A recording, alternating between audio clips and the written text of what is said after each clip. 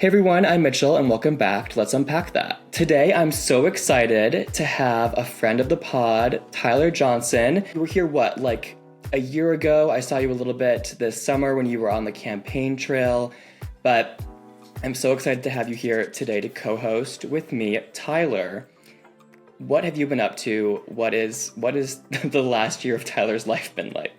It's been kind of insane. I think I was in like January and then moved to DC for like 6 months, did an internship in Congress, and then moved home. And like 3 weeks later, started working on the campaign and basically traveled like the entire country for like another 6 months. And then we lost, obviously, unfortunately. But just moved back to DC after that. So now like just moving into my apartment and re-getting my footing in DC. Well, you're crushing it. You did crush it. Like all the things you were doing, like Tyler, you were doing the damn thing, and I hope you continue to give yourself flowers for that. Like, Wait, I forgot you saw me in action that one time when we were in Milwaukee. can I share that story? Yeah, go for it. Okay, so the pod was like invited. I live in Wisconsin, so we a swing state. So we were tapped on by the campaign to go to some events, and we're invited to things. And I go to, I believe it was the last night of the DNC. Kamala had a rally in Milwaukee, and I was in like this suite, and I was like with all these other like mommy bloggers, and then I'm just sitting there, and I know Tyler is working the event. I kind of see him walking around, and midway through, she's talking, and a protester stands up, and who's the one to have to go and like tackle the protester? Not the Secret Service, not the police, Tyler Johnson. I just see this little, like, tall, skinny blonde boy running across the arena. And I'm like, you're got to be kidding me right now, of all people. Yeah, I literally just sprint from one side to the other because we had a protester on the other side of the arena, and then I had to like get to the other side to get that one. Did not tackle them. We weren't allowed to touch them, so don't come for me. Um, Sorry. but then they were like spitting in my face, and like all of my friend's face who was like trying to get them out. It was like probably one of the worst experiences I had with the protester throughout the entire thing. I still stand on that. I feel like that shouldn't have been your job, but It was my job like every other day. It was crazy. your job was a lot. I'm so happy to have you here, excited to chat with you. I'm excited to be back. I'm so excited today to welcome for the first time on the pod, Jake Eldridge. Welcome. How you doing Thank today? you. I'm good. How are you? Doing so good. It has been the busiest week ever, and it's only Thursday, and I feel like I'm like a train moving at 1,000 miles per hour, and it's like that scene in is it Polar Express when like they cut all the brakes? No. Wait, I think so. Yeah. But that was like my favorite Yes. movie growing up. Yes. Polar Express when they're like they like get rid of all the brakes and they're trying to stop the train. Yes, that is very much so like what I feel like right now. But Jake, welcome to the pod. So excited to have you. We're gonna dive in to who you are, your story, all that jazz as we do. But before we get into that, I want to set the mood, set the tone, start with some fun because I don't know about you, Jake and Tyler, but every single day I feel like I have a new hyperfixation, something new that I'm like obsessed with, can't stop thinking about.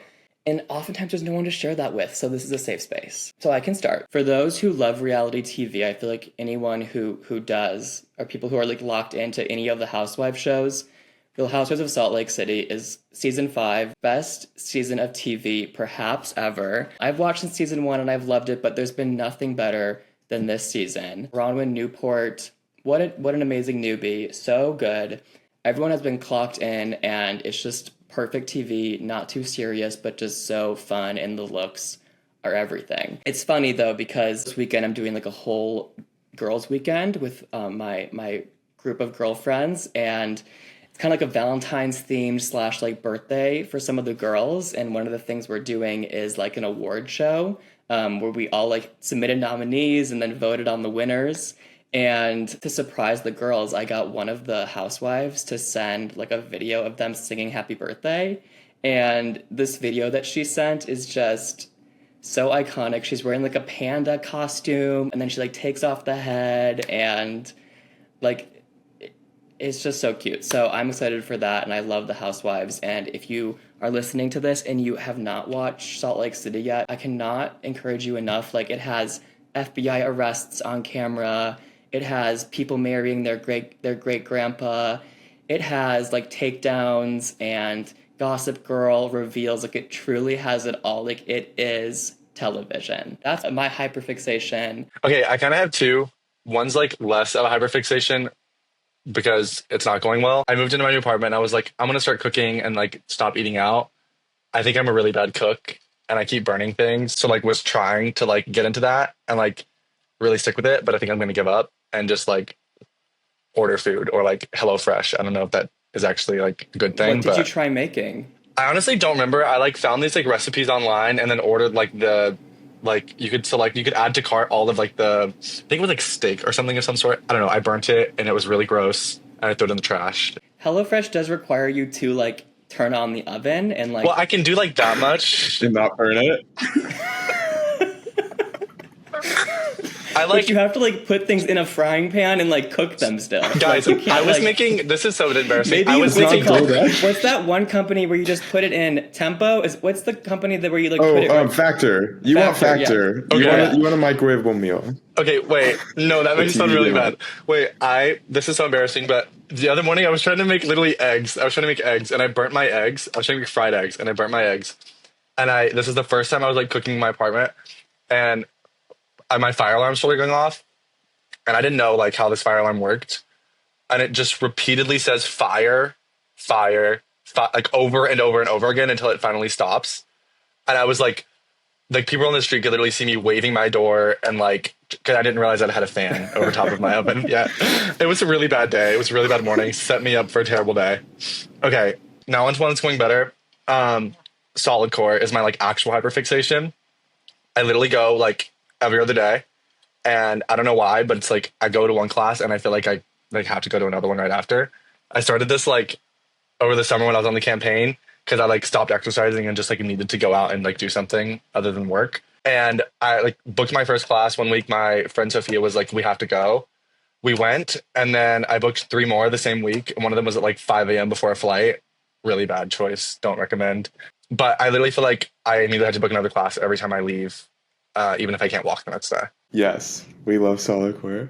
Yeah, I've seen you, Jake. You've been like saying that you're going every single day for 2 weeks, right? You like just started, right? Yeah, I just started. They had like a 2-week pass for $100 or something. So I was like, okay, let me like get my money's worth and go every day.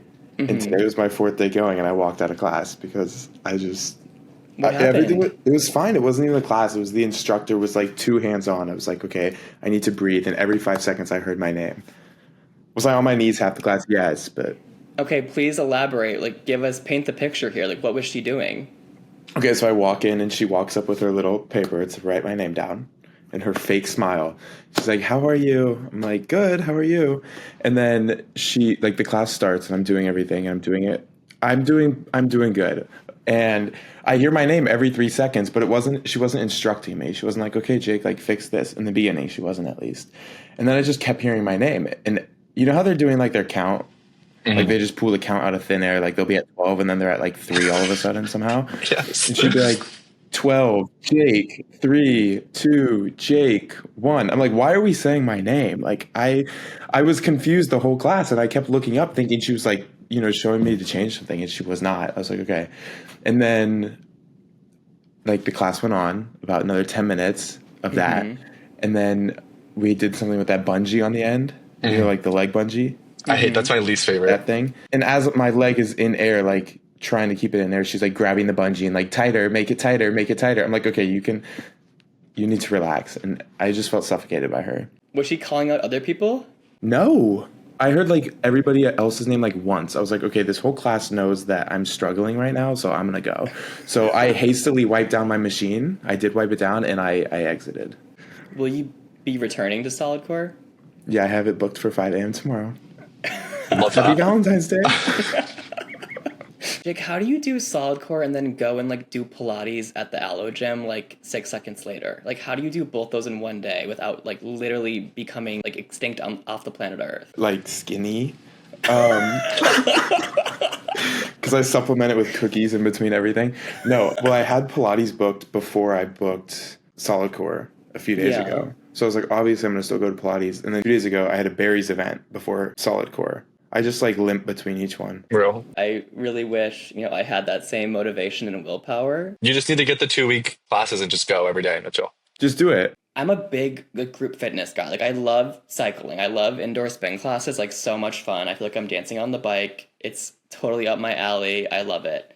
So I know I enjoy working out with people, but I did this one solid core class this summer and it was like the intro. And even with that level of guidance, I was just like unwell. My legs hurt for like 6 days afterwards. And I don't know if I want to always be in pain every Well, day. after you keep going, like you'll get used to it and your body will like be in less pain.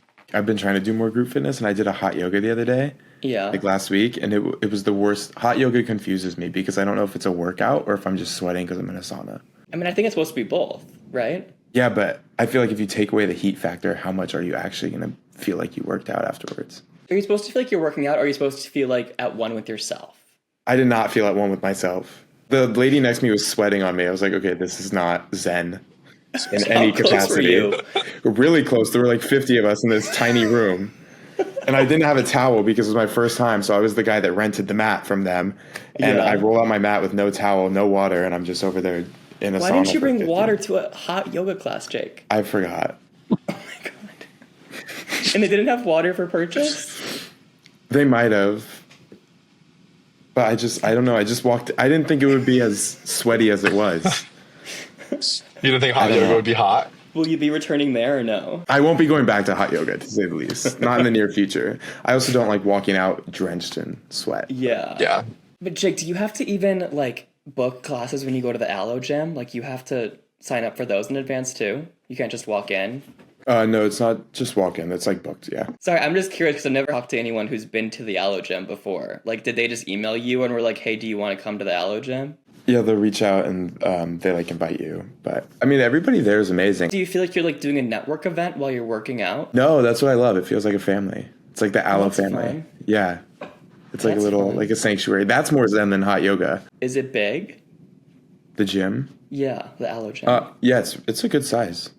They Okay. they have a lounge like upstairs, and then the Pilates, and then the strength training. Yeah. Maybe that'll be my goal this year is to get invited to the Aloe Gym. Do you get guest passes, Jake? No. Oh, dang. So you couldn't like make a wish Tyler into the Aloe Gym? I don't know how it works. He's like, no make a wish. Okay, well, Jake, what's your hyperfixation? My hyperfixation is Martha Stewart. She's a queen. I saw her documentary came out, I think like 4 months ago now, something like that. And I watched it and I hadn't thought about her in a minute. And then after watching that, I think she's like my spirit animal. I think she's also controversial. I don't know all her lore, but I do know that she just doesn't care anymore, which I love. And she's in everything. I feel like she has gotten past her controversial era where I feel like everyone is allowed to love her. And I think her Yes. documentary got people to love her even more because she's so real. Did you watch it? I seen parts, okay? Don't drag me, Yeah. Jake. I told Jake in our prep call I was going to watch the Martha Stewart documentary. I Right. have been editing podcast episodes, okay? Jake, we need to talk about you. We need to dive in to your story. We know you love Martha Stewart. We know you go to the Aloe Gym, but like, who is Jake Eldridge? I'm currently a college student, model, born in California. I grew up in Texas, and then I went down to Florida. I played football at IMG in high school, and then I came up to Rutgers for football and played a year, medically retired, and now I'm here doing a little bit of everything in New York. You've had a lot of chapters. Take us all the way back to like the first chapter. So you said you were born in California, but you grew up in Texas. Yeah, I lived in California until I was about 8, I think. Okay. And then where did you move in Texas? We moved to DFW, a little bit of like in between both, in a city called Colleyville. Okay. And what was it like growing up there? It was, Be real, It was- Jake. I mean, it was nice. It was like a nice area to live in, but it wasn't my like crowd of people necessarily. But it was definitely a great place to grow up. Okay. By that, do you mean like, was it like a conservative area? Very, Like, yeah, very conservative, very Texas, what you'd expect, Southern. Okay, so I should imagine like women with like big blonde Big- hair. Blonde Bob's little Southern accent. Yeah, Okay. Okay. Yeah. I mean, that has its charm, right? it does. It has its charm. Yeah, until it wears off. I can imagine like when it gets to that point where like someone just says one of their statements that they're trying to come off as genuine, but it's actually like really fake and it's just And- like constantly rolling your eyes at them. Yeah, and everybody in that town, like you say something, they're like, I'll pray for you. I'm like, I don't need you to. Like, I'm totally fine. And they're saying, I'll pray for you about that. I'm like, okay. Okay, backhanded. I'll pray for you. Or the bless your heart. Yeah, the bless your heart. Uh-huh. Oh, Yeah. bless your heart, sweetie. Girl, it's blessed. Not by you. Like, I'll pray for Tyler that he gets into the Aloe Gem. Like, I'll pray for Yes. you. Thank you. I'll Bless pray for your on heart. that. We'll pray for your wish. Like, I'll get on my knees next to my bed and, like, kneel down and, like, really just send that message to God, Tyler, because Thank you. I think he could grant that wish for you and get that email sent to you ASAP. Yeah. Of course. So it was kind of a religious vibe there, Jake. Were Very. you religious growing up? I was growing up. We were Christian, Lutheran. And I went to a Christian school up until 8th grade. Little private Christian school, which was an experience in its own. Okay, get into it. What was it like? Well, uniform, which is, I mean, typical private school. What were we serving? I was very much so a well-nourished child, to paint that picture. And so I was in these long cargo khaki shorts that kind of went down to my shins, and then like a loose polo. And yeah, that was really What it. color was the polo? I want to have the full visual. There were like 4 colors you could Oh, choose. you got to rotate. Yeah, you got to rotate. But there were certain days where you couldn't wear certain things. But black, white, royal blue, and navy blue. Okay. And then whenever I hit 6th grade, they came out with dry fit because it was cotton before then. So my chubby self would be sweating in class in those thick cotton shirts. Like I would never raise my hand. And they were like, we need to innovate. We need Oh, to exactly. innovate. They were like, Jake Eldridge in 4th grade is sweating through the pits, you guys. He doesn't raise his hand because of it. You need to get dry fit in here. So then Nike said, we got you. So were you like all wearing the same colors on the same days, or was it just like choose your own adventure? It was like choose your own adventure. And then Fridays, if you were good throughout the week, which I rarely was, you got to wear like a spirit shirt, like a t-shirt. Oh. Yeah. So they were praying a lot over you, Jake. They were Yes. they were saying their prayers. Oh, yeah. Did you have to go to church during the day at school? Wednesdays were chapel days. So we would actually wear a button down, a white button down, and these like gray linen pants. And would you spend the whole day at church? No, it was just an hour. You weren't like there, like, you know, really repenting for your sins. No, but I did audition to be in the church band in Whoa, like so- 6th grade. What were you playing? Drums. What brought that passion into your life, Jake? I had no business playing drums, but my parents got me a drum set, like one of those electronic ones, not even the real ones. And I got a drum instructor, and I fired him mid-lesson at my house. Like, I made him walk out. My dad goes, "Oh, did it end early?" I said, "No, I couldn't do it anymore." And he left, and the drum instructor left. And then the next day, I went into the chapel to go audition. And I banged those drums like no other, and I did not get the spot, but I tried. That's what matters. Did you just not have Yeah. rhythm, or like what was going on? Like, I have no rhythm. I will never have rhythm. I can't dance. I don't know why. I don't know who let me go in there, but I was confident. and sometimes it's okay to lead with delusion, right? I think that's good. Like, to go into there and be like, I am gonna slay. Yeah, I got slayed, but I tried. When do you start getting into sports? Like, are you athletic when you're at your Christian private school? I wanted to be because everybody else was at that school. It was like all these really skinny, fit kids running around really fast. And then there's just me like eating a pizza pocket. In 5th grade, I started playing football outside of school because you couldn't play until 5th, 4th, something like that. They didn't have like a team until you were in 7th grade there. So I played for my friend's dad was the coach of our local team. So I played for him. Was that like an easier audition than the drums? It was easier. Yeah, 100%. What was your position on the team? When I first started, I was a lineman, and then I was a center. And I was center for up until my sophomore year of high school. But I was center, and then my head coach at the time, my friend's dad, was the radio announcer for TCU. And he brought in a long snapping What's TCU? coach. Texas Christian University, the Okay. college there. Okay. And he brought in a new person each week because we were young and like keep us entertained, like an NFL player, this or that. And one week he brought in a long snapping coach, which was my end position. And I was the center at the time, so it made sense for me to work with him. And then went from there, and that's what I ended up doing. Okay, for those of us like me who were a theater kid and do not know anything about football, can you please like bring some details to like, okay, what is a center, and then what was the other position, the long men? Long snapper. Long snapper, what are you doing in those roles? Like really Okay. tell me like it's like the most basic thing Yes. possible. Linemen, 5 men on the line.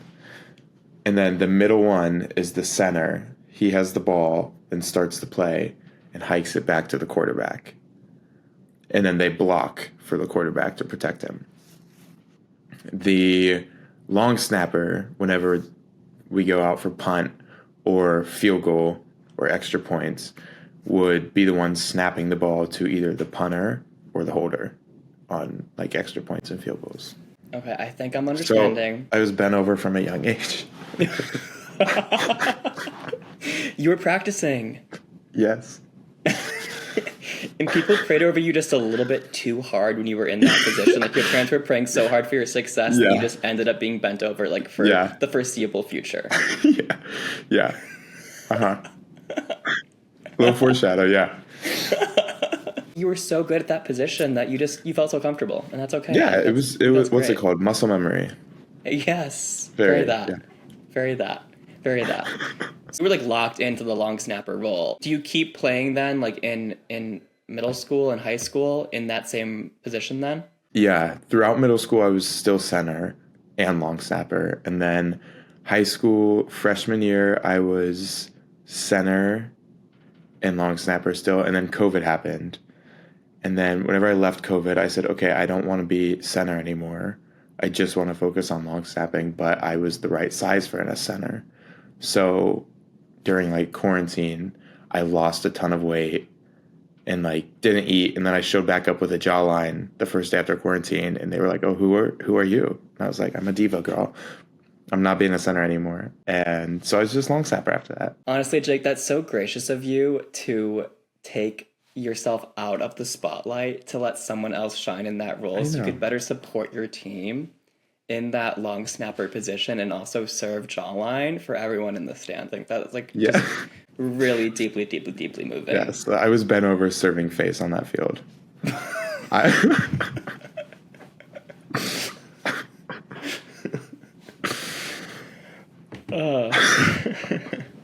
Okay, so you're into high school. You're a long snapper. Mm-hmm. What is your relationship with like, and even if this is something that happens before high school, like what is your relationship with football and then also your identity? Like, are you kind of masquerading who you truly are, or are you like living your authentic life on and off the field?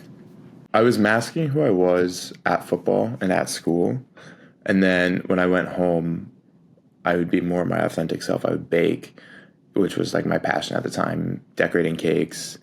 My kind of did that, worked in 2 bakeries and kind of hit it. Like it was known that I baked, but it was also, I wouldn't talk about it in football or at school. And it was kind of my real identity outside of that. So you were essentially Zeke from High School Musical. Yes. I've never seen High School Musical, but You've never seen any of them? Mm-mm. Never. Jake. I played at the school from High School Musical too. I had a game there. You've never seen it, ever. But I've never seen it. Mm-mm. Tyler, have you seen High School Musical? Yeah.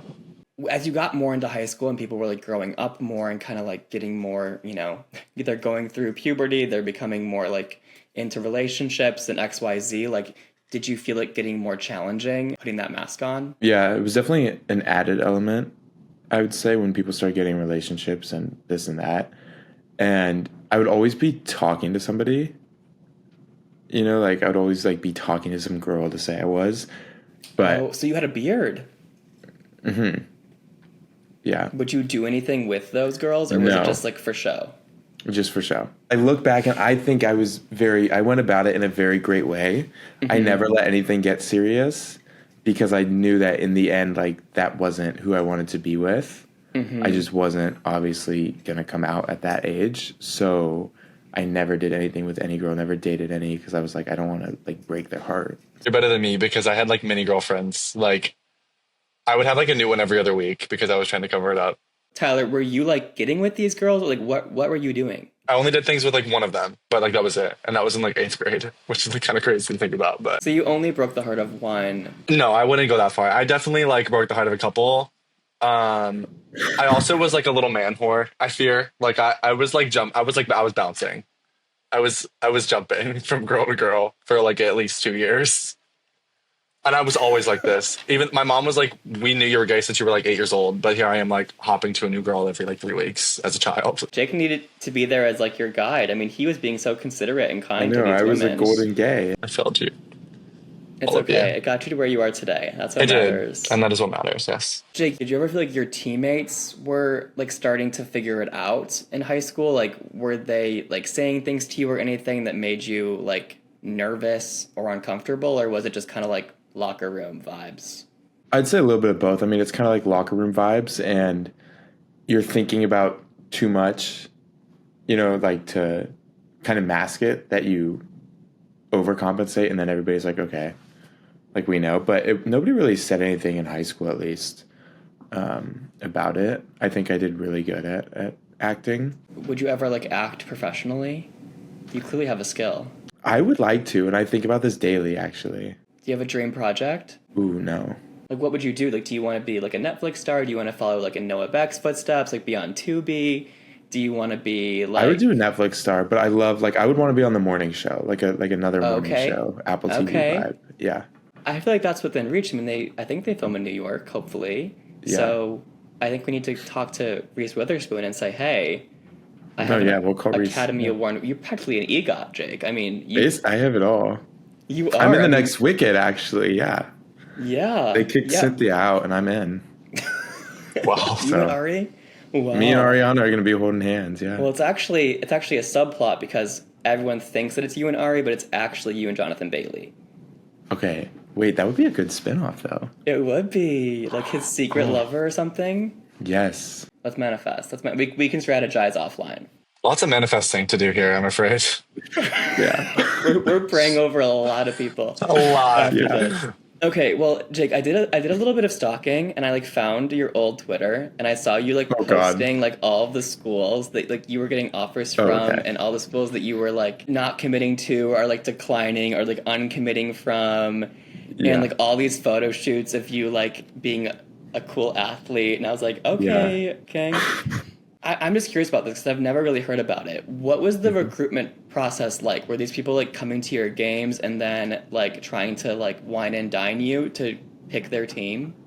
Yeah. I mean, it's a lot of coaches reaching out. My position was different because schools don't take my position every year. Like, they don't scholarship a long snapper every year. It's every 2 years or every 3 years, depending on the school and the coach. So I kind of had to pick schools based on that. And either I'd reach out to a coach of a school that I wanted to go to, or they'd reach out, or my coach would reach out. And then they kind of, yeah, it's just like they're whining and dining you to see who wins, pretty much. Go visit, do a photo shoot. Everyone puts on a great show. Almost better than being vied after by a man or something. Like all these schools Yeah. just begging you, like, on their knees, pleading. Yeah, it was fun. And I really put on like the douchey football act, or I tried to, at least. Like, I had the lanyards of all the schools hanging off my backpack. Wait, can you channel that for us right now? Like, what was that persona like? No, I cannot do that again. I would get like PTSD. Like, I'm like walking in at 5 a.m. to the facilities, and I'm like, yo, what's up, bro? Like, how you doing? Oh, really, man? Damn, she's hot. Like what? I just imagine you like doing that bro voice, and then accidentally like someone walks by and you're like, oh, she ate that. Like you accidentally No. like, throw something out. I would. There was actually a few times I would say slay, and people would, like, in college, and I think some people would be like, Do you feel like there was like you tried to act like over tough or things in football to like try and mask it more? Like, as you did it start to feel like teammates were finding out and you were trying to make sure that they wouldn't? Yeah, I think I felt that more at my first high school, and then my junior year I went down to IMG in Florida, which is a boarding school for just sports, and it's one of the biggest national like high school teams in the country.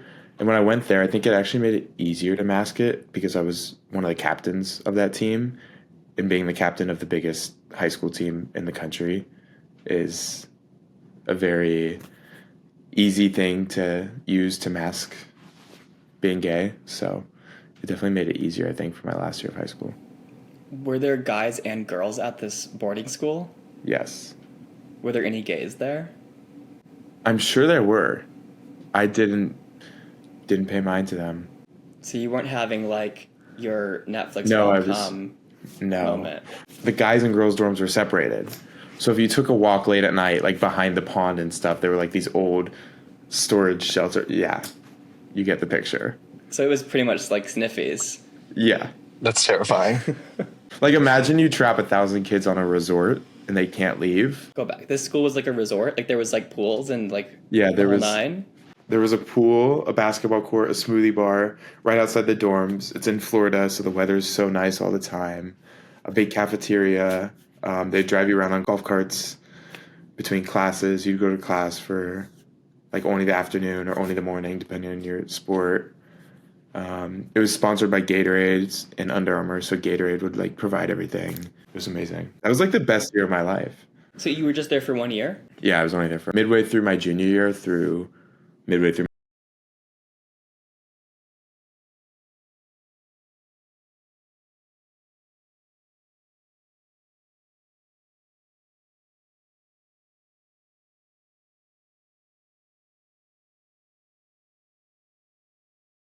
Rutgers. Like what about that school is like I need to go here? I was originally committed to UCLA, and UCLA, it wasn't a full scholarship, but it was my dream school. So I was like, okay, I'm going to pick it no matter what, even though I have scholarship offers, because I'd rather go to UCLA than somewhere else. And then Rutgers reached out with a full ride and a good offer, an opportunity to start my freshman year, which in a college program is rare. I decommitted from UCLA and I took the Rutgers offer and came up to Jersey. Jersey boy. How did you feel like your life changed when you went to college? Like what was that adjustment period like? Whenever I came up here, like Northeast, I didn't know anybody.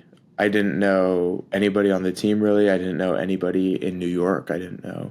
So it was kind of like a fresh start in my eyes, and I think that's why everything kind of unfolded the way it did, is because I came up here and I was like, okay, like what life do I want to create? And it was definitely nerve-wracking. I wasn't up on Jersey culture. I had never seen Jersey Shore. Didn't know about all the bagel stuff, the pork roll, whatever they get up in arms about. Were you making TikToks around this time? I was making TikToks, but I couldn't monetize it because whenever I moved up here, I was still 17. Mm-hmm. And so then I turned 18. And it was really just for fun before that. And then when I turned 18, I applied for the Creator Fund and then kind of fell into that world and did a video with Nissan, coincidentally. What do you mean video from Nissan? Like, did they give you a car? No, it was me making a peanut butter and jelly sandwich, wildly enough. And it's, to date, the most I've ever made from a video. And it was, like, TikTok used to post these campaigns that you could apply for. And you would just post the video, and if they chose your video, they would boost it, and you'd get paid for views, even though they were boosting it for the views. I don't know if they still do it anymore. I don't think so. But I just randomly did one the day I turned 18, and I got it. And Nissan promoted my video of me making a peanut butter and jelly sandwich with like a questionnaire above it. Yeah. Did you talk about Nissan while you were making your peanut butter and jelly? No, it was about how to pronounce different words. It was like one of those, and you like tilt your head this way or this way. Yeah. Yeah. And it was like crayon or crane or like however you pronounce, I don't know, or like caramel or caramel. Yeah. And I would do this, and then they had their new car was the last question, like the pronunciation of their new car. Like the Nissan, I think it's Aria or something. Okay. And I was like, oh, Aria. And then they said, yeah, U8, we want that. Damn. They said, we want that PB&J. What is your relationship like with football when you first start college? Like, what is a day in the life for Jake as a college athlete? It was intense. It practice in the morning, then you're at the facility till about 2, and then you're there. Well, because I enrolled a semester early, so it was in the winter. And in the winter, it's more like lifting, not necessarily like football, because there's rules on when you can do real practices and stuff. But it was lifts in the morning, meetings, meet with your coaches, and then go to class. And yeah, it was like all day though. It was a full-time job. That's a grind. Yeah. And then people go back at night too. Like you might have to go back for something. So you really didn't have much of a personal life then. There was no personal life, none. Like not even because it was basically in the winter it's not as intense, but during the season it's 7 days a week. Like you don't have a second. When you were in your early years of college, like were you talking to guys? Like were there any LGBT or were there any gay people on your team, or was it still very straight energy? Very straight energy through, let's say through the summer. So from about January until July, it was very straight energy. Then I started talking to this guy that lives in California. Did you stay there during the summer? Yeah, we had to be, you're there year round basically. Okay. Then I started talking to this guy long distance, and that's kind of, yeah, where I made my transition over to the other side. Okay, well, who was this guy? Like, was he someone who, like, how did you meet him? I don't even remember. I do not even remember. I saw him once. He came to Jersey once. My roommate didn't even know at the time. So my roommate went home because he lived in Jersey. We had a long weekend, a break. Mm-hmm. And right before the season started, my roommate went home, and then this guy came in from California. And that's, like, I saw him once. He went back, and then I was like, I can't do this. I was still closeted at the time. Did he fly in just to see you? Yes, he did. Damn. Okay, Jake. Yeah, he was like the sweetest person ever. Still very friendly with him, but didn't want to put him through the whole me being trying to hide my whole life. Yeah, you gave him the fantasy for a weekend, you know, and then sent him packing. Yeah. You did not. That sounds horrible. Like, it wasn't a fantasy. He got to live it, but I'm saying like, no, he was such a sweet kid. Like I felt bad. Yeah. But he didn't get the final rose, unfortunately. He did not. But there's still time. I'm still, tomorrow's Valentine's Day. He could pop out of the woodworks. If he did, would you say yeah? No. Would you be like, oh.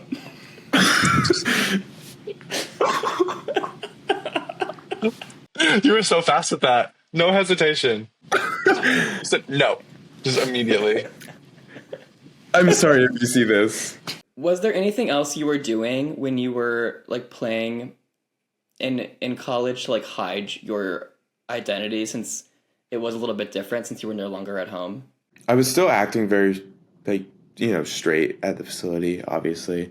And then it got to the point where with my roommate, we moved off campus out of like our on-campus housing. We moved into an apartment. Did your roommate know you were gay? Not when we moved off.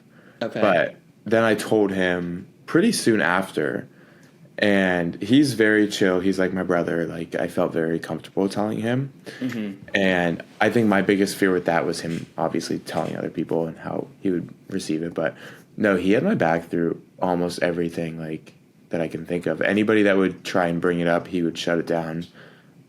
He had a long-term girlfriend at the time, so he would shut that down pretty quickly, which was nice to have to help me hide it.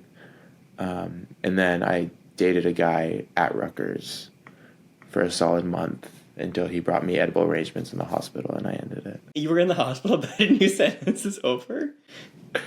Yeah. Okay. I think we need to get. So how do you get to the guy, and then also how do you end up in the hospital? I remember this vividly because he reached out, he DM'd me, and I saw he went to Rutgers, but I was like, okay, not yet. Like, I'm not comfortable with that yet. Because, like, talking to somebody at school was a little too close to home, basically, to being found out. Yeah. And so I kind of kept that back pocket, and then I was on a plane, and like whenever you're on a plane looking out over the lights at night and you're playing like sad music and like everything just starts to hit you at once. Yeah. So I DM'd him. It was actually Halloween night. Okay. And I landed, I DM'd him, and he responded, and he was like, yeah, I don't have any plans tonight. I was like, okay, amazing. When he DM'd you, like, was he asking to hang out? Yes. Okay. I think we got dinner, and then I saw him a lot. If he texted you tomorrow, would you be happy? No, that one I would not be happy. Oh, no. I'm blocked on everything, but no. Oh my gosh. Okay, so you literally date for a month. Are you seeing each other like every single day? Are you like hooking up with each other? Like how fast and furious is this? Fast and Furious, the full nine, like basically right away. Like we hit the ground running. Jake was in Like position, muscle memory. yeah. Actually, no, that one was the Oh, other okay. So way. Okay. you were exploring new avenues. Yes, girl. Yes. Yes. But no, I would see him like in between classes. I would have like I had one class and then I had an hour break and then I had another class. My apartment was 15 minutes away from those classes and his was 2 minutes. So I would take the little scooter over to his apartment, see him, and then I'd go right back to class. What time of college is this occurring? Second semester Of your freshman year? of my freshman year. Yeah. Okay. So like that fall semester. Yeah, the fall. So you're seeing him for 1 month and then you end up in the hospital. What leads to you being in a hospital bed? I got ulcerative colitis. They Okay, thought what it was is the that? flu. Ulcerative colitis is where it's an autoimmune disease. So apparently I've had it my whole life, but it's triggered by something to like start. And that's how you kind of find out about it. And so they think it was a combination of stress from football. I think now looking back, I can easily say it was stress of hiding my identity every day. And then I think I had the flu at the time. So it was like the combination of the three sent me into like a whole spiral. So were the symptoms of that, like, is it flu-like, or like what were your symptoms when you were experiencing that? That was a graphic day, I would say, when I went to the hospital. I fell asleep for almost over a day, I think. I was like knocked out in my bed, didn't get up, was like going to the bathroom in my bed. Like that's TMI. Like I would lift myself up, like I was so weak I couldn't eat. I would lift myself up, puke, and then just like lay back down in it. And then in the middle of the night, everybody was texting me and people had dropped stuff off at my apartment. I didn't even know because I was so out of it. And then my parents were calling me, like my roommate was apparently checking him. I don't remember any of that. And then I got up at 3 a.m. to go to the bathroom. And I like finally got out of bed for the first time in probably a day. And I guess I passed out on the way back to my bed because I woke up on my floor at like 4 in the morning, called my head coach because he was like the only one I knew would answer at that time. And I said, I don't know what's wrong, but I just woke up on my floor, like there's blood, like whatever. And he said, go to the hospital, we'll send somebody there. So I went to the hospital. Our athletic trainer came and met me there at like 4 a.m. And I was there for 5 days, I want to say. They tested everything. I was losing blood, still couldn't eat. They had to IVs all the time, like everything. Yeah, it was just it was also really bad cramps, which I think is one of the biggest things with it. With colitis is you like cramp like doubled over, and you'll just be walking and fine, and then it'll hit you, and then you'll cramp over. Just like also like resonate with that because like similar happened to me. Like was super stressed out, got super ill, was also in the hospital for like years, and then had like two surgeries. Then I had my appendix and my gallbladder taken out, and then it was like all like stress related. So it's just crazy how much like I think people don't realize how much like just internal stress can like manifest physically and the symptoms that it can have, and, like how important it is to like listen to your body when it's like actually failing on you. 100%. And I think it's also like you've been to that point where stress physically breaks you that I will never let anything stress me out like that again. Like if I can sense it's something that's going to stress me out, I'm like, I'm not putting myself through this. Like it's not worth it. Tyler, what type of like symptoms were you feeling when you were having that stress-induced illness? Literally the exact same as Jake was saying. Like it would, I feel like it would flare up after I would eat, but like I literally couldn't walk. I was like doubled over in pain. It would just also just like happen at the most random times. And then I would go to the hospital like literally like 3-4 times a week. And they would do all of these tests and like could never find anything out. And there would always be like, it's definitely like your appendix or it's definitely like this, but no test would ever show anything until like one random day I went to the hospital for something completely different. And they were like, oh yeah, we have to like do emergency surgery right now. So it was just like a really weird time. And what surgeries were they doing? That night my appendix was taken out and then it like still didn't help. And at this point I wasn't out. And then I was like, so then like a month passes and I'm like in the exact same pain that I was just in. And they're like, why? Like we thought we just got rid of the problem. And then like it just never went away. And then had another surgery and had my gallbladder taken out, which I think was just like stress induced, like something happened there. And then they were like, let's get rid of her too. And then they did. And then I've been fine. Because then I came out like a year later and I've been fine. They just had to do a little remodeling. Yeah. A little like sculpting, you know. So it was like a fixer-upper. It was like HGTV, Yeah. but at the hospital. Yeah. Did you have any boys bringing you edible flower arrangements? No, I'm afraid I didn't. I had like a teacher send me like a stuffed animal with a balloon attached to it. But that was it. Yeah. I think I might have had a girlfriend at the time, actually. And where was she? Show up? Yeah. Wait, there's like a crazy lore like drop here because there was like a significant period of time where I would have to go to like I would travel like out of state to like a children's hospital in Columbus, Ohio, and would stay in the Ronald McDonald House, and I met a girl there, and we dated for like 6 or 8 months, long distance, and like we would like. You met a girl at the Ronald McDonald House? I did.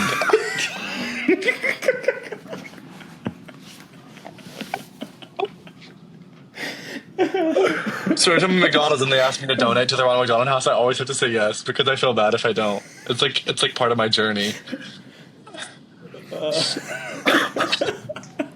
You were like, what, 13? Like probably like 12, 13. It was like your Fault in Our Stars moment. No, it was literally Fault in Our Stars because we would like sit in the hospital and like make like those, you know, those like tie blankets that you would like cut the edges and tie them together.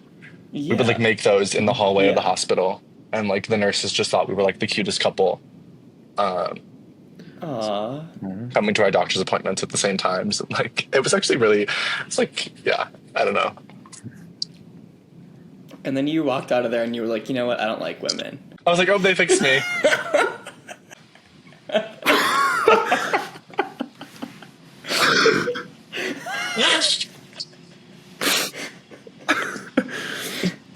They had to do all that work, and then you're like, you know what? I'm built right now. Yeah. They built me up.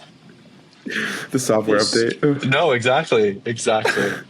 And Jake, tell us about the guy bringing you flowers, or bringing you an edible arrangement. Sorry. That's very important that we have the right fact. Yes. Edible arrangement. Yeah. Like, is this like several days into your hospital stay? Like, do you wake up and he's like bedside, like weeping? Like, what's the moment like? It was, well, it's actually sweet and sad now that I think about it from a clear view. But he, it was about 3 days in. I didn't want to see, my mom flew in the morning after I like got there. Like I got in the night. My mom was in the hospital with me by 9 a.m. the next morning. But he came like 3 days after I was in, 2 or 3, because I didn't want to see anybody. And in those 3 days, it was the longest we had gone with like not seeing each other for that month. And I was like, okay, like I'm kind of good not seeing this man. But here he comes down the hallway with edible arrangements, and the soggy pineapple really just like did not sit well with me. I was kind of like laying in the hospital, and obviously whenever they said stress induced, I clearly knew what the stress really was. I was like kind of sit there thinking about it. I was like, okay, well, if this is like the journey I'm on, then he's not necessarily who I want to be on it with. Yeah. And I don't want to like keep going in something that I know is going to end eventually. So How did you end it? he came over, he brought his dinner, started eating it. He goes, so what should we do tomorrow? And I said, I don't think anything. And then he was like, oh, you want to have a chill day? Are you still not feeling it? That's a lot. Like, no. I felt really bad. He left without saying a word. I felt really bad. Like I wanted to hug the kid because I feel bad like when I see people hurt like that, but I was just like, Yeah. I can't do this. So Damn. that was that. And then he drove away and blocked me. So like he wasn't like understanding and like. No, I was watching my back for a little bit around that campus. Yeah. Yikes. And I was still closeted at the time, so I was worried. I was like, okay, is his get back at me going to be out of me? And was he out himself? That I don't remember, to be honest. I think his friends at school knew, like more people knew about me. Okay. But I don't know to what extent he was out amongst like everybody. And did the blocking happen right away? The next morning, yeah. But also justifiable. Like, if I would be really hurt if I was him, too. You know what I mean? Like, I do understand it. It just, from my perspective, was not for me. And I had to terminate that that agreement. To terminate that. Can you imagine? Look at illness. Oh my God. You get out of the hospital, you're doing better, but this condition played a role in your decision to leave football, right? Yeah, so I got out of the hospital, started going back to the facility, but didn't start practicing for another few weeks. And then when I would practice, they wouldn't put me in like reps. And I obviously wasn't playing in games or anything at that time. And I talked to my coach about it, and because I felt better. And so I was like, hey, like, why am I not, you know what I mean? Like, why am I not going back in? And he said, because it could be triggered at any time. And if it's stress induced, if let's say before a game, I'm stressed about the game, because I would always stress a lot before games. He was like, I can't rely on you, knowing that if you break down because of stress and it like makes you sick like that again, you can't play, and then we're out of luck. So he was like, the two options are you can transfer and try and play somewhere else, but the same thing could happen, and likely it would have, because I would have still been in the closet, or you can medically retire here. And that's kind of where I had like the talk with him of, he goes, what are you passionate about? And he could kind of tell at the point it wasn't football, and it was just something I was doing to make other people happy. And I was like, fashion, you know, travel, content, lifestyle, like all the things. And he said, then do that. And you're close to New York, you know, give it your all, do it the best you can, and pursue that while still going to school here. And that's what I did. So you did pursue that fashion dream, though, because you went to Paris. Yes, I did go to Paris. And did that happen like after that conversation with your coach? That happened.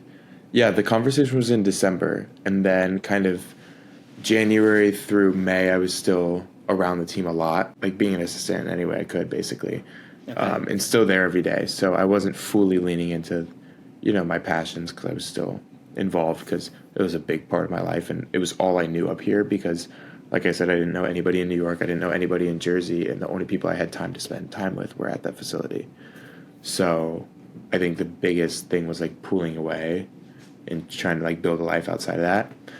And once I did that, yeah, Paris was the first, not the first, but like I started going to events in the city late February. Jake, but you went Paris to a was, Louis Vuitton fashion show in Paris. Like, yeah, that's pretty... that's the biggest thing I've done to date. Me and my Zara. Mm-hmm. How did that happen? One of my mentors at the time, actually, while I was still playing football, reached out to me because he saw my Get Ready With Me's, and they caught his eye because it was like a football player leaning into fashion, not your most typical combination.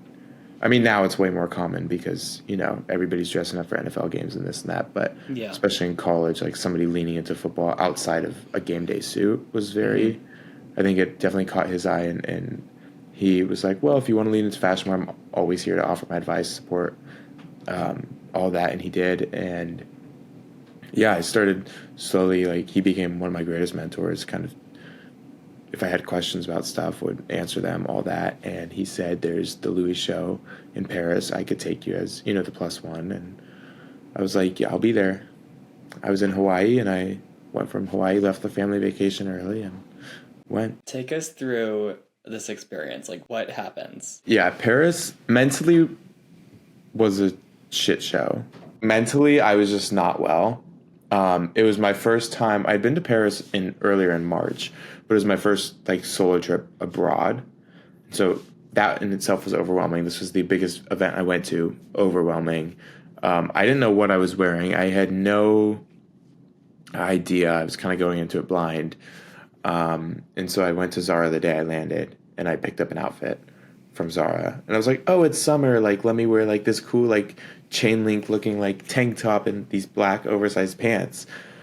And I got there and everybody's in like country stuff. And I was like, okay, so I like did not do my research whatsoever. Throw into the mix that I get to Paris, I meet up with the designer, we're walking into the show, we get in the car, there's this beautiful lady in this gorgeous gown in the back, and it's the president of Louis Vuitton's wife.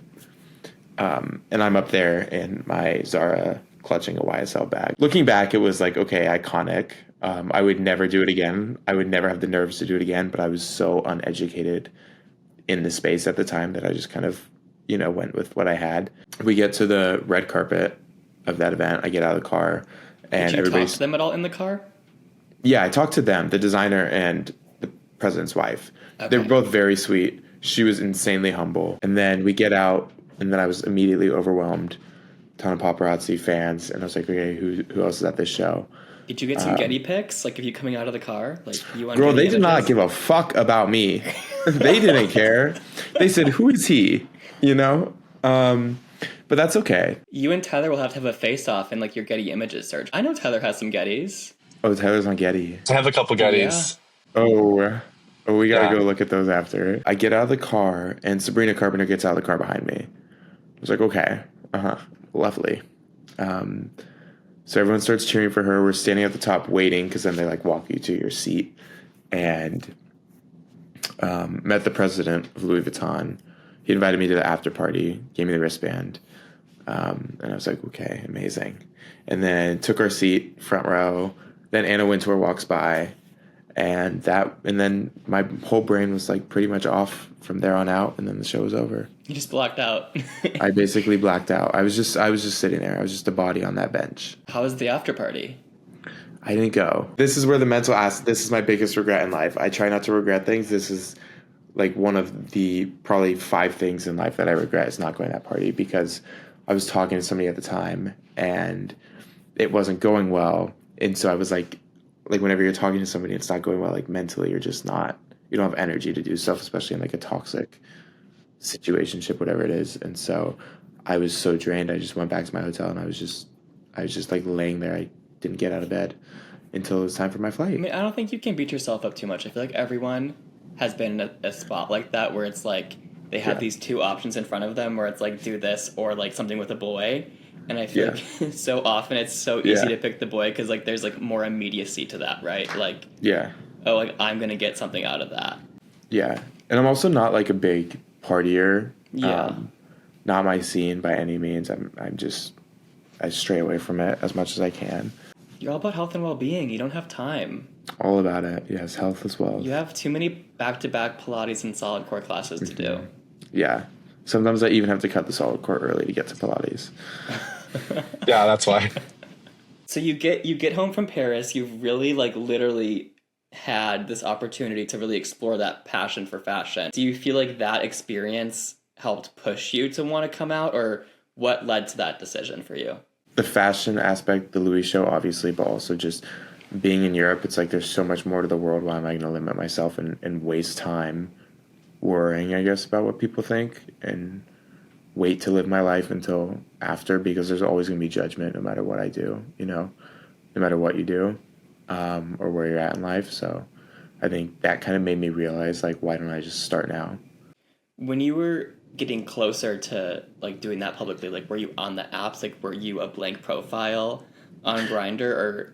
I've never had Grindr and I never will have Grindr. People will comment like, are you on the grid? And I didn't know what it meant till like a few months ago because I just don't associate. I'm like I will not have that. I don't know. It's probably one of the scariest places on earth. Wait, you guys are kind of tempting me. I'm not going to like drag it because I don't want people to be like, oh, he's dragging me from being on Grindr, but like I like don't get back on it now. Like I deleted it and like I just refuse because I just like I feel like bad about myself when I'm on it. I don't know. It may just be a me thing. No, you're very. It's really easy to like sexualize yourself and like get that immediate attention, like get that immediate value, I guess you could say. But like I've never had anything of long-term value or benefit come from that app, ever.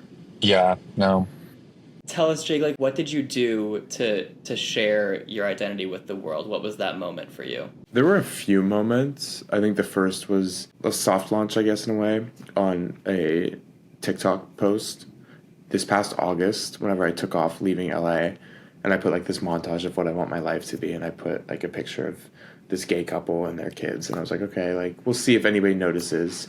Obviously they noticed. That's all they cared about up until then, was finding that out. And so the comments were all good on that, and then kind of I was like, okay, that's great, I said it in a way, but it wasn't impactful and it didn't help anybody, I don't think.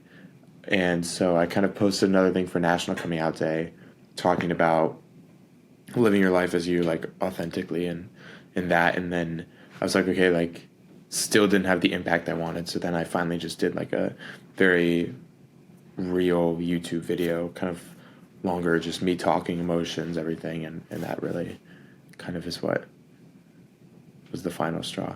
Yeah. Yeah, and Jake, that video, honestly, one of the most well done like coming out videos I've ever watched. Just incredible. Agreed. 10 out of 10. Thank you. What was it like for you to see that reaction? I honestly didn't think it would get any views because YouTube was. I feel like it's hard to get views on YouTube, at least for me. And when it started to pick up a lot, I was like, okay, like it's actually, it'll stop soon and that'll be that. But then it was picked up a lot, and it was very like, it was like, wow, like it actually is, like sharing your story can help somebody else. And I think once you live your story, you don't think it can, because it's your everyday life and it's normal to you. And, it's nothing out of the ordinary. But whenever somebody that's going through in the position that I was a year or two ago, seeing me on the other side of it, I guess, kind of helps them. And seeing that and hearing that and having people reach out about it was probably the most rewarding part of it. Yeah, I bet. And it's so cool that you were able to do this like on your own terms and weren't like pushed out or forced out or felt you had to do something when you weren't ready. It's really awesome. Like, did you hear from any of your teammates or former teammates after you posted the video? Yeah, I've heard from all of them now that I was close with, and they've all reached out, and nothing's changed. There's been nobody really nobody that I was close with that said like I'm not gonna be friends with you anymore, or want you in my life because of it. Damn, so maybe they were like real brothers. You were saying it was like a family. No, it was a real family. Like it genuinely, and I think I didn't see that in the time because I was like, oh, they say family, but the second I come out, nobody's gonna be there for me. And then I did come out, and they were, and it's like, okay, it's like they mean it. That's awesome. We love a genuine straight man. We too. We love a supportive straight. Yes. We love an ally. Yes.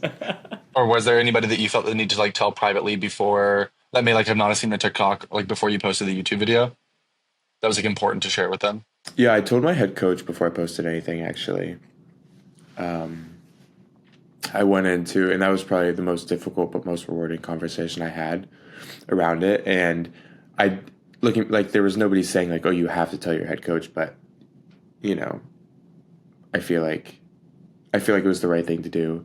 And especially because I didn't want it to be anything bad or negative towards the program of like, oh, because like very football minded people, very straight men, could have a negative reaction to somebody coming out and not like the team all of a sudden because there was a gay person on the team and they allowed it, and so I talked to him and just wanted him to be aware before I posted anything. And he was very supportive and very happy for me and said, if you need anything, let me know. If anybody gives you a hard time, let me know.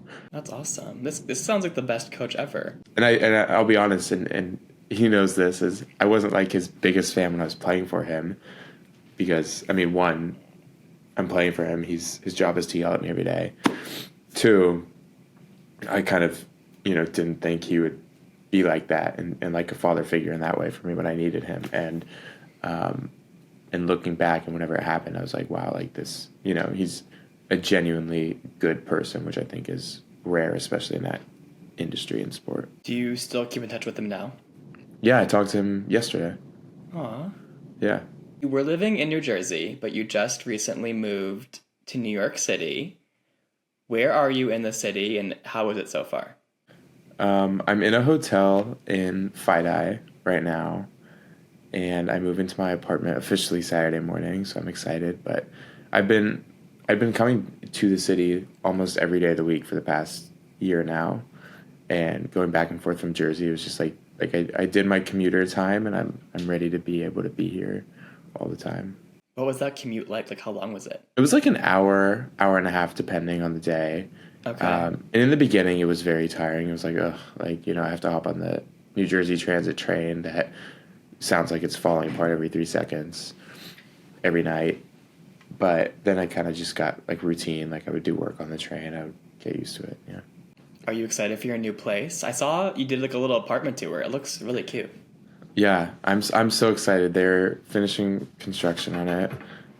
And I have no furniture, so I'm just gonna be laying on a mattress on the floor for a few days. But I'm excited to like decorate it, and it'll be my first time living alone since, well, forever actually. But yeah, I'm excited to like have my own space. That's awesome. You get to make Yeah. it your own and have like a little like Jake pad, little bachelor pad. Yeah. You can literally be the bachelor. I mean, you're The in the little city. bachelor pad, yes. Yes, come on, ABC, get those cameras up. The Bachelor reached out to me and I said I was gay and they didn't respond. They left me on, like, the casting director left me on scene. I was like, okay, you could say, like, Wait, anything. when was that? That was a few months ago. That was like 3 months ago, yeah. And what did they say? She just reached out and said, hey, we're casting for The Bachelor. Is this something you're interested in? Because my Instagram, I didn't have anything up saying, like, oh, I'm gay. Like, so if you're just, like, looking from the bio, which I guess the director was doing, and I said, oh, I'm gay, like, am I still able to do it? And she just left me on scene. I was like, okay. Slay Queen, bye. That answers that. Thank you. Well, now you know you're hot enough to be on The Bachelor. Yeah, I guess. The question that I'd love to ask all of our new guests is, if you could give advice to a younger version of yourself, maybe it's Jake when he's at the boarding school in Florida, or when he's at his Christian private school at his Wednesday church service wearing his button-down shirt. What would you say to him? Sounds cliche, but I'd just say, like, enjoy it and know that everything will work out how it's supposed to be. And enjoy every step of it because it's getting you to where you're going. And I think it's so easy to look at, like, the next step and what you want to be. And even as a kid, I didn't stop, and I still don't really stop around and enjoy where I'm at. I'm always thinking about the next thing I could do, the next, move I could make. But I think I wish I enjoyed time more while I had it as a kid. Well, thank you, Jake. Thank you, Tyler, both for being here. I really appreciate it, Jake. You're always welcome back. If you ever want to come and Thank giggle about anything, and we can Thank you. go at it, you're always welcome. But Jake, if people aren't following you already, do you want to give everyone your socials so they can follow you on your journey? Yeah, my socials are pretty much Jake Eldridge on everything. Instagram, Jake Eldridge _. It's good content, guys. I promise. It's motivating me to go to solid core, so I feel like... Yeah, but not after today. Let's see if you can stay the whole class, Mitchell. Hey now, okay, so I work at a spin studio, and we are doing, like, our gym is renting out solid core for a private class next weekend, so I will be taking a solid core class. Okay. Period. Tyler, do you also want to give everyone your socials so they can follow you too? Yeah, it's the same everywhere. It's Tyler A.Y. Johnson. Thank you again, both of you, for being here, and thank you to all of you listening. You can follow the podcast on Instagram at UnpackTHT and on TikTok at UnpackThatPod. Have a great rest of your week, and I'll see you guys next time. Bye, everyone.